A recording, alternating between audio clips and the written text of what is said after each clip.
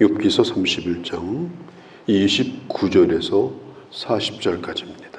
욥이 마지막 최후 진술을 하는데 누구에게 하느냐? 재판장이신 하나님 앞에 합니다. 판결을 내려달라는 거죠. 그리고 그 옆에는 지금 욥을 끊임없이 공격하고 정죄하는 친구들이 지금 욥의 옆에 있습니다.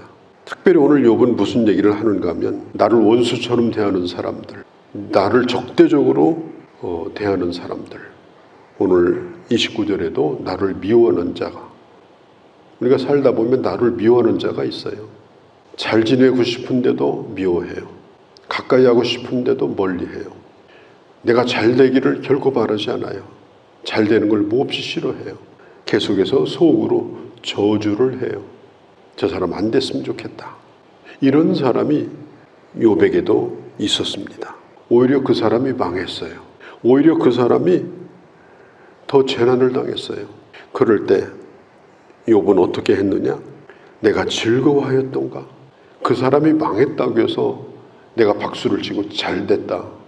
내가 그렇게 한 적이 있는가? 그런데 그 사람이 정말 죽었어요. 아유, 잘 죽었다. 내가 그렇게 한 적이 있는가? 지금 욥은 자기를 싫어하는 사람들에 대하여 자기가 어떻게 대했는가? 지금 그것을 여기 말하고 있습니다. 우리 예수님께서도 내 원수를 사랑하라. 예수님의 제자랄지라도 원수가 없는 게 아니에요. 나를 싫어하는 사람이 있어요. 그런 사람이 없을 거라고 생각하면 안 돼요. 문제는 뭐냐면 그런 사람들과 어떻게 지내는가. 그런 사람들에게 내가 상처를 받지 아니하고 인간관계를 어떻게 맺는가. 이게 아주 복잡한 얘기입니다. 오늘 욥기서가 이걸 다 풀어줄 수는 없습니다. 여기에는 지혜가 필요합니다. 그런데 욥은 어떻게 했는가? 욥은 결코 그들이 잘못되는 걸 원치 않았다.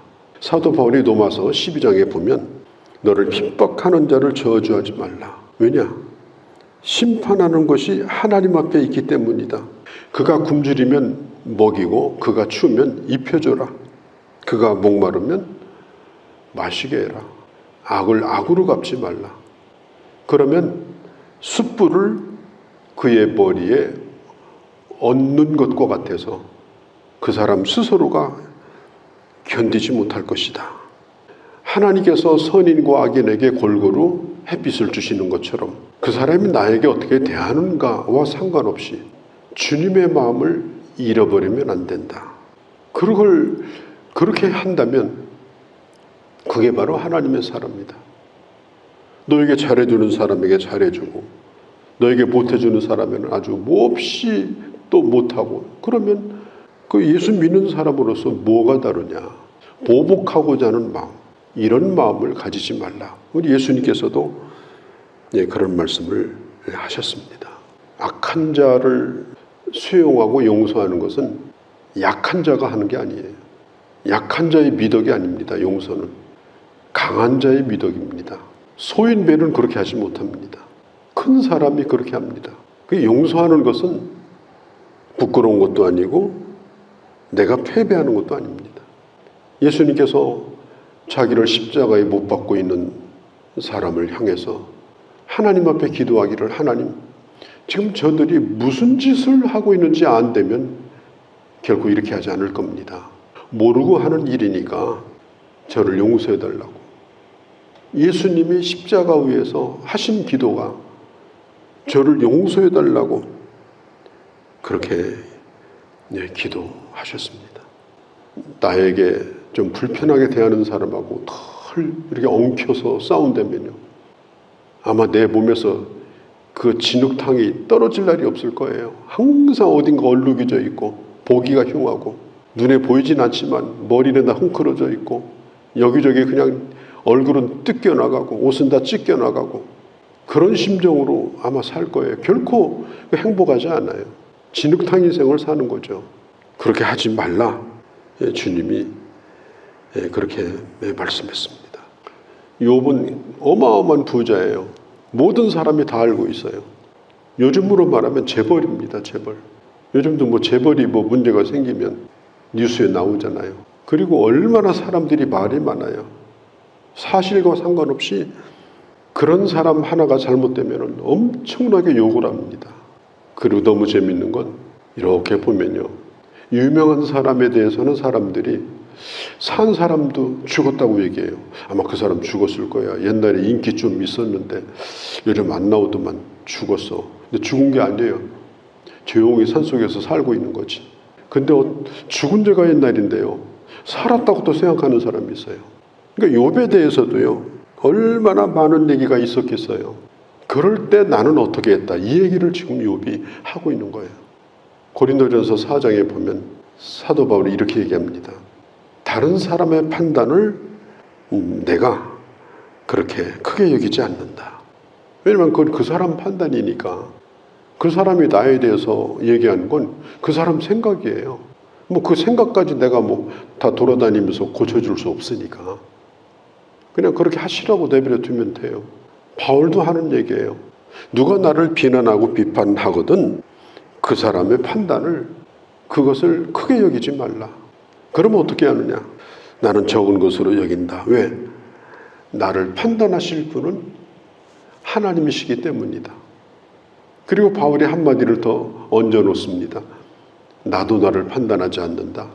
내가 잘하든지 잘한다고 해서 뭐 누가 그렇게 얘기한다고 우쭐할 것도 없고, 못한다고 해서 주눅들 것도 없고, 그럴 필요가 없는 거예요. 그건 나도 나를 판단하지 않는데 네가 왜 나를 판단하냐.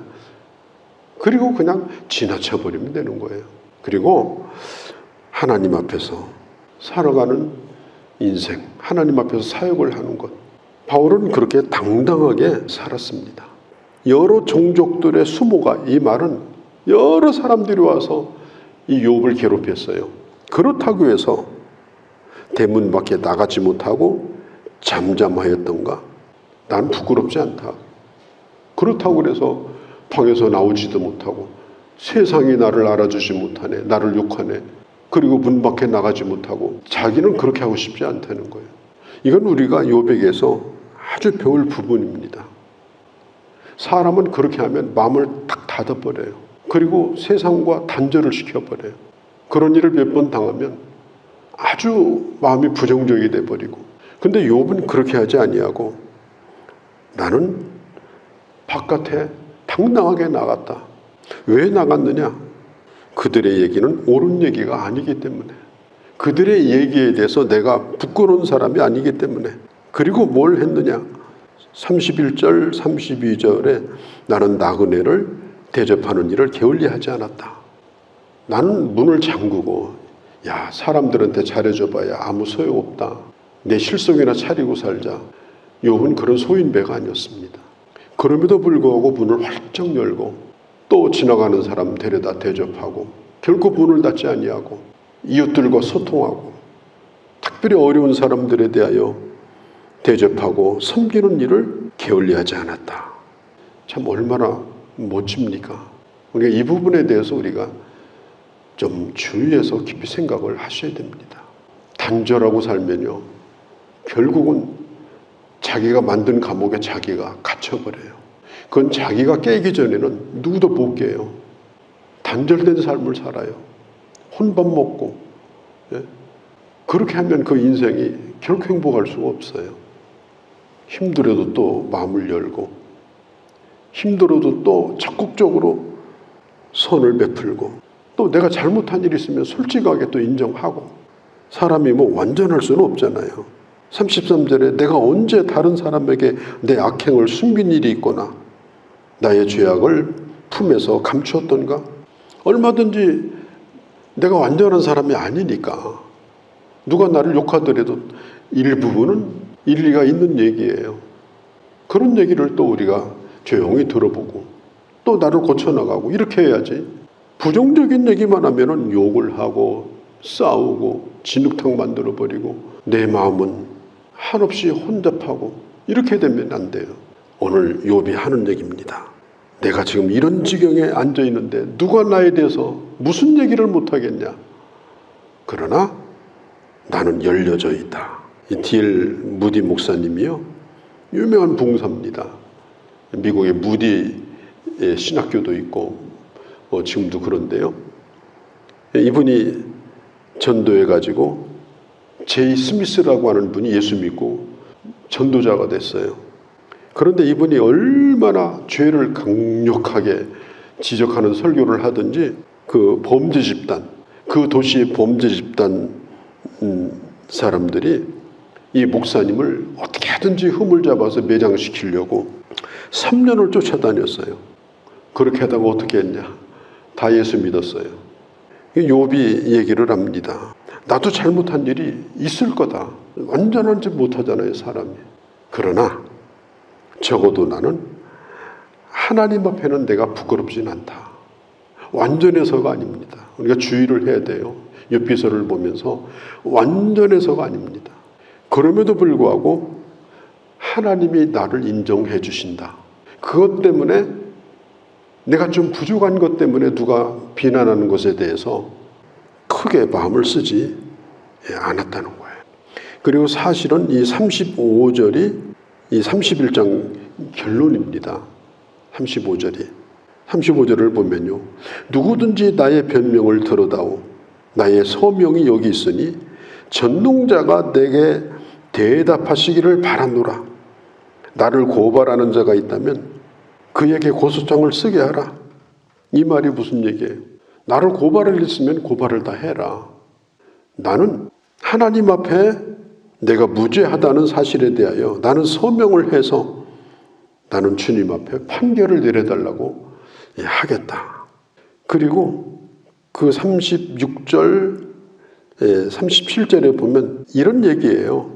누가 나의 잘못을 말해준다면 나는 그것을 감추지 아니하고 내가 머리에 그걸 쓰고 다니겠다. 왕관처럼. 36절에 하는 얘기예요. 누가 내 잘못을 얘기한다면 내가 꽁꽁 그걸 숨기지 아니하고 그게 사실이라면 내가 머리에 쓰고 다니겠다. 그 정도로 이 욥이 자기 자신에 대해서 부끄럽지 않았다는 얘기이기도 하고 또 다른 사람의 충고에 대하여 열린 마음으로 그 충고를 받아들였다. 이렇게 볼 수도 있어요. 그리고 37절에 내 걸음의 수요를 그에게 알리고 왕족처럼 가까이 하였으리라. 이 말은 무슨 얘기인가 하면 누가 나를 고발하고 나를 지적해 준다면 내가 그를 멀리하지 아니하고 오히려 가까이 가서 내가 그를 대하겠다. 겁날 게 없다. 이것은 이 욥이 하나님 앞에서 참 얼마나 떳떳하게 당당하게 살아왔는가 하는 것을 욥 스스로가 친구들이 있는 앞에서 또 하나님 앞에서 지금 이 얘기를 하고 있는 것입니다. 우리가 살아온 우리의 삶이 완전하진 않아요. 저는 가끔 이런 생각을 합니다. 내가 예수 믿었으니 나는 지금 죽어도 천당 간다. 나는 구원의 확신을 가지고 있다. 한편으로 따지고 보면은 얼마나 교만한 얘기예요. 어떻게 네 입으로 감히 그런 얘기하냐. 이렇게 얘기해야지. 하나님 처신만 바랍니다. 선처해 주세요. 그렇게 얘기하는 게 옳은 게 아니냐. 왜? 내가 내 자신을 잘 아니까. 그럼에도 불구하고 우리는 이렇게 말합니다. 나는 구원의 확신이 있습니다. 나는 오늘 하나님이 데려가셔도 하나님 아버지를 천국에서 만날 겁니다. 그것은요, 내가 완전하다는 얘기가 아닙니다. 율법적으로, 행위적으로 우리는 완전하지 않아요. 하나님이 우리에게 보내주신 증보자이신 예수 그리스도의 의를, 그분이 나를 위해서 이루신 그 의를 덧입어가지고 오늘 내가 서 있기 때문에 예수님을 보내주신 하나님께서 결코 나를 정죄하지 않을 거라는 사실을 믿기 때문에 구원의 확신을 할 수 있는 것입니다. 그래서 부족하지만 하나님 앞에서 담대한 거예요. 부족하지만 우리가 하나님을 예배하고 하나님 앞에 기도하고 또 누가 뭐라고 해도 그래 다 인정하겠다. 인정하는 거예요. 그냥 완벽주의자처럼 살지 말고 다 인정해요. 그러나 하나님이 나를 인정하신다. 나도 그걸 잘한다. 그러나 하나님이 나를 정죄하지 않는다.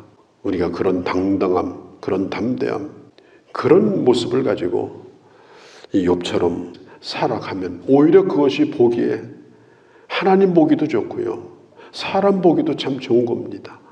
그런 모습으로 은혜 보좌 앞에 언제든지 나갈 수 있고, 또 사람들에 대하여 열려진 마음을 가지고 있는 그대로, 부족하면 부족한 대로, 또 잘하면 잘하는 대로 그렇게 살아갈 수 있는 그런 주님의 자녀들이 되어야 할 줄로 믿습니다. 거룩하신 우리 아버지, 오늘도 저희들을 사랑하셔서 이 아침도 나오게 하시고 오늘 욥의 고백을 들어봤습니다.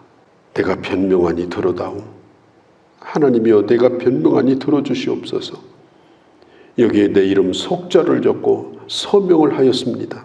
욥은 완전한 사람은 아니었으나 적어도 하나님이 자기를 인정하심을 믿고 다른 사람의 비난이나 원수 같은 사람들의 그 악한 것도 개의치 아니하고 적극적으로 선을 행하며 적극적으로 하나님의 사람의 길을 걸어갔던 이 모습을 저희들도 잃지 않게 하시고 멋진 하나님의 사람으로 살아가는 그런 저희가 되게 하여 주옵소서.